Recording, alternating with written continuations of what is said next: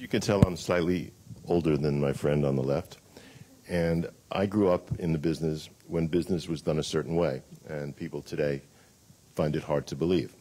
But there was a time in the 60s and 70s when at a movie company you could make a deal, shake a hand, and the picture would be finished before papers were signed because people literally trusted each other.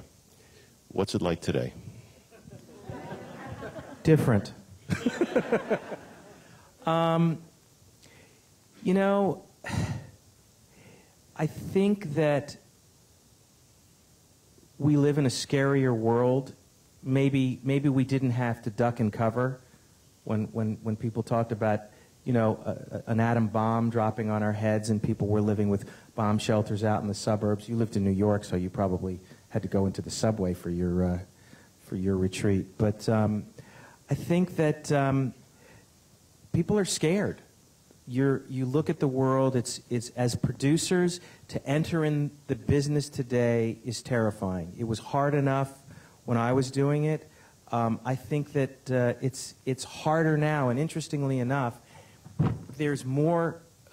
There are more places that you can deliver content to, or there's the, you know, we had what, 3 television channels, and there was no cable really when I got started, and certainly not when you were starting out, David.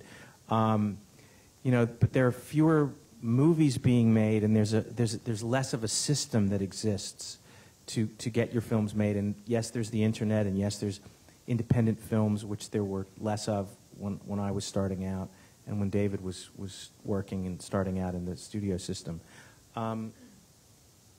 Everybody's afraid, and I think what happens is that with fear comes dishonesty. People will do what they have to do, and I don't know what you folks out there are feeling, but I feel like it's just, your word is not your bond the way it used to be.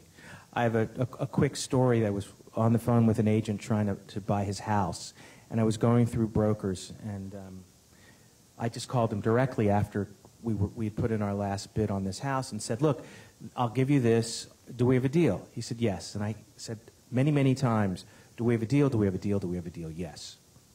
This is a true story. The agent, I spoke to someone who was representing me on the house, and they said, well, they just got another offer for $100,000 more than you. And I said, it's going to be fine. I have a deal. And he laughed. And I called up the agent, and I said, hey, I heard you got another offer, but we have a deal, right? And he goes, well, and he's hemming and hawing. And I said, let me ask you something. Are you the biggest piece of shit lying mother? Anyway, just went off on this guy, or are you a man of your word?